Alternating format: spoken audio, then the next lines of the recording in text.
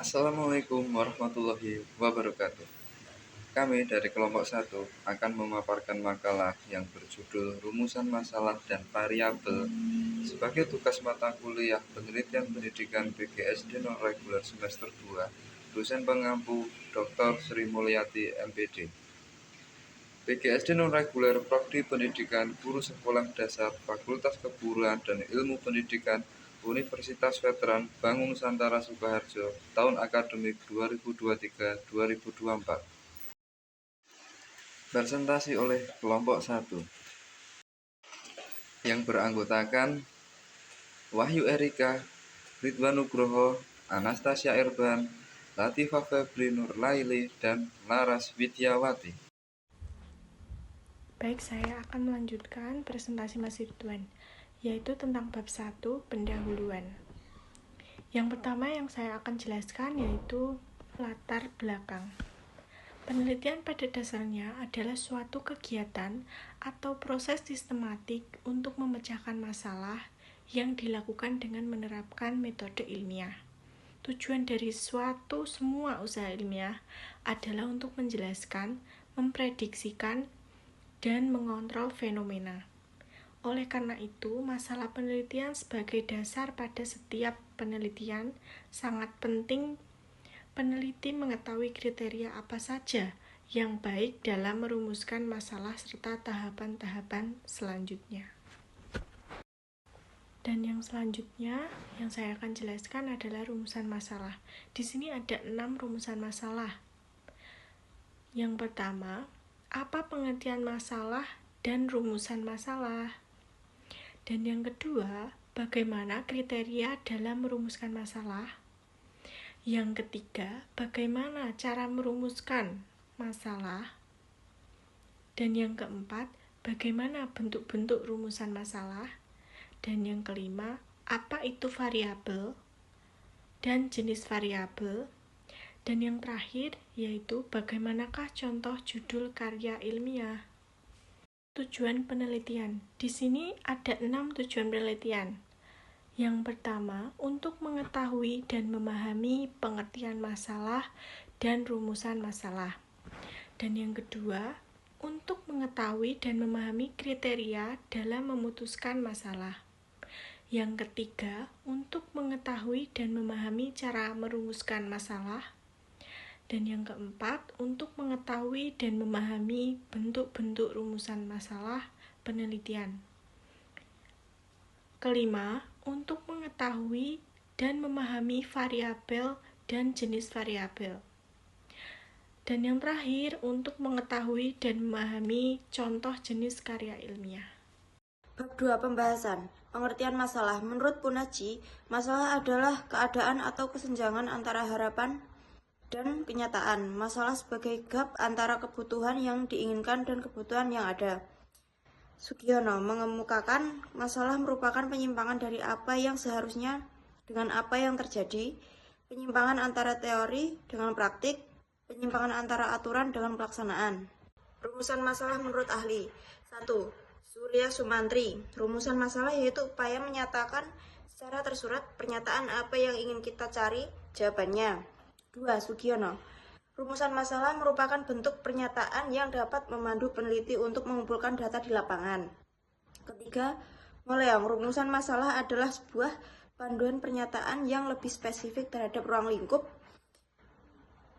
masalah yang akan diteliti sehingga dalam pelaksanaannya tidak mengalami kesalahan. Cara merumuskan masalah. Masalah sebaiknya dirumuskan dalam bentuk kalimat tanya, pernyataan penelitian. Rumusan itu hendaknya padat dan jelas. Rumusan itu hendaknya memberi petunjuk tentang kemungkinan pengumpulan data untuk menjawab pertanyaan penelitian. Selanjutnya adalah bentuk rumusan masalah. Bentuk rumusan masalah ada 3. Yang pertama adalah rumusan masalah deskriptif, yang kedua adalah rumusan masalah komparatif, dan yang ketiga adalah rumusan masalah asosiatif. Rumusan masalah deskriptif adalah rumusan masalah yang berkenaan dengan pertanyaan terhadap keberadaan variabel mandiri, baik hanya satu variabel atau lebih. Contoh dari rumusan masalah deskriptif ialah yang pertama, seberapa baik kinerja Departemen Pendidikan Nasional di Indonesia. Yang kedua, bagaimanakah sikap masyarakat terhadap perguruan tinggi berbadan hukum. Dan yang ketiga adalah seberapa tinggi efektivitas manajemen berbasis sekolah di Indonesia. Yang kedua adalah rumusan masalah komparatif. Rumusan masalah komparatif adalah rumusan masalah penelitian yang membandingkan keberadaan satu variabel atau lebih atau dengan dua sampel atau lebih pada waktu yang berbeda. Contoh rumusan masalah komparatif yang pertama adalah adakah perbedaan prestasi belajar antara siswa di sekolah negeri dan sekolah swasta. Di rumusan masalah ini, variabel penelitiannya adalah prestasi belajar pada dua sampel, yaitu sekolah negeri dan sekolah swasta. Yang kedua, adakah perbedaan disiplin kerja guru antara sekolah di kota dan di desa? Di sini kita mengambil satu variabel dengan dua sampel.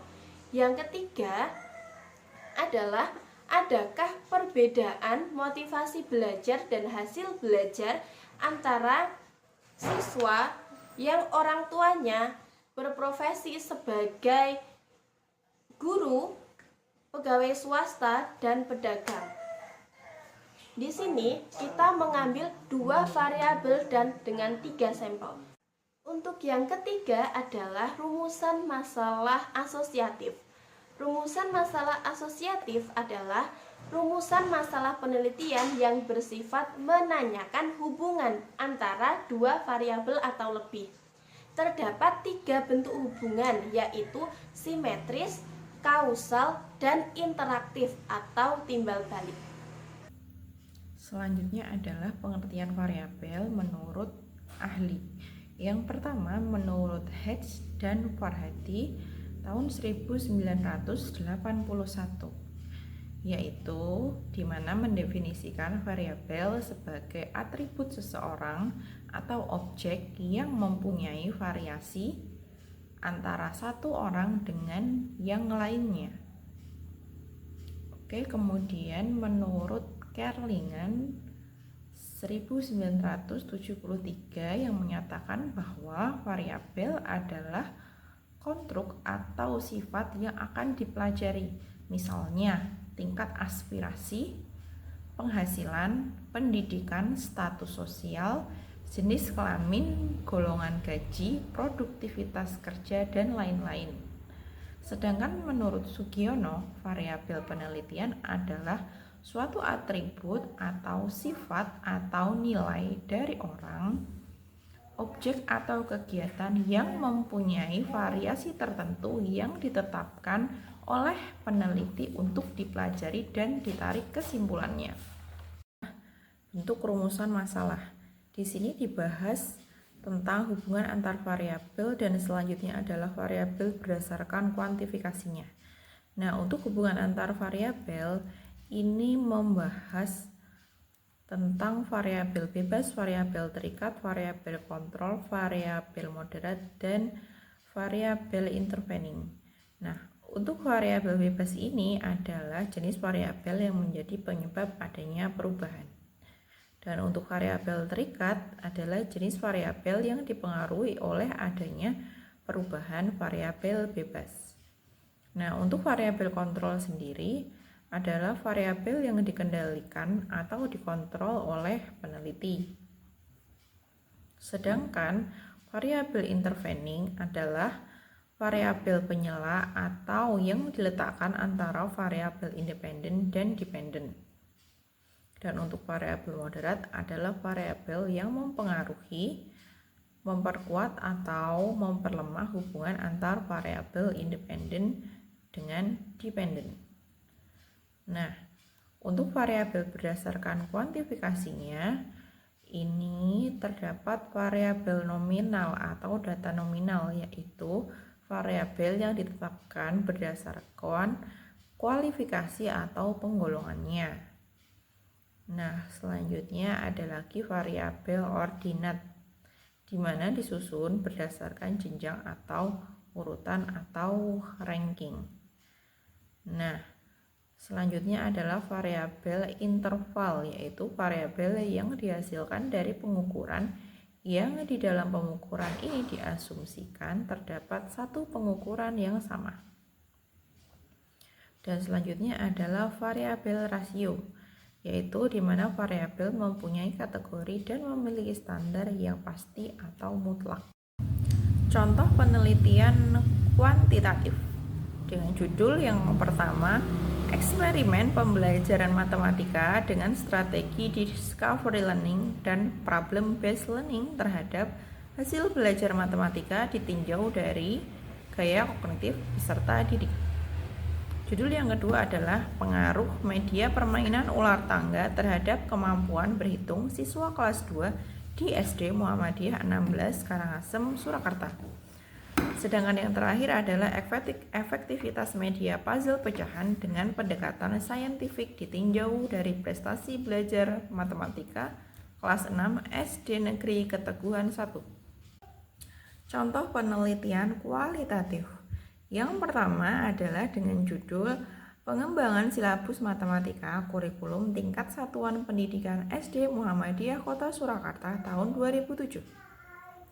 Sedangkan untuk judul selanjutnya adalah Implementasi Program Sekolah Adiwiyata melalui pengelolaan sampah guna menunjang peran kepala sekolah sebagai pemimpin di SD Negeri 02 Gedong.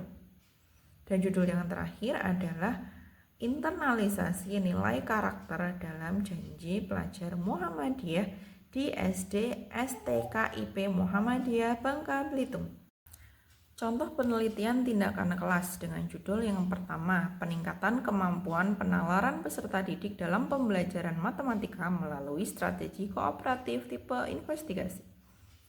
Judul yang kedua, peningkatan partisipasi siswa dengan strategi snowball throwing pada pembelajaran tematik tema 8 subtema 2 kelas 4 SD Negeri 2 Dompiangan Jogonalang Klaten. Dan judul yang terakhir adalah peningkatan prestasi belajar siswa melalui metode Student Facilitator and Explaining berbantu media mind mapping pada tema 9 subtema 1, 2, dan 3 kelas 4 SD Pilang Rejo. Bab 3 penutup. Kesimpulan. Yang pertama, masalah merupakan setiap kesulitan yang menggerakkan manusia untuk memecahkannya. Kedua, rumusan masalah merupakan bentuk pertanyaan yang dapat memandu peneliti untuk mengumpulkan data di lapangan. Yang ketiga, dalam merumuskan masalah terdapat beberapa kriteria. Keempat, bentuk-bentuk rumusan masalah berdasarkan level of explanation dari suatu gejala. Menurut Sugiono 2015-297, terdapat 3 bentuk rumusan masalah, yaitu pertama, rumusan masalah deskriptif, kedua, rumusan masalah komparatif, dan ketiga, rumusan masalah asosiatif. Selanjutnya, variabel adalah kualitas yang mempunyai nilai atau besaran yang berubah-ubah yang akan menjadi objek penelitian. Daftar pustaka. Yang pertama, Sugiono 2012, Metode Penelitian Pendidikan Kuantitatif dan Kualitatif, dan R&D Bandung Alfabeta. Yang kedua, Sukmadinata Nana Syaudi 2005, Metode Penelitian Pendidikan Bandung Remaja Rusdakari. Yang ketiga, Rida Nikmatur 2017, Proses Penelitian Masalah, Variabel, dan Paradigma Penelitian, Jurnal Hikmah Volume 14, nomor 1, Januari sampai Juni, ISSN 1829-8419. Sekian paparan dari kelompok kami. Terima kasih. Apabila ada kesalahan, kami mengucapkan mohon maaf yang sebesar-besarnya. Akhirul kalam, wassalamualaikum warahmatullahi wabarakatuh.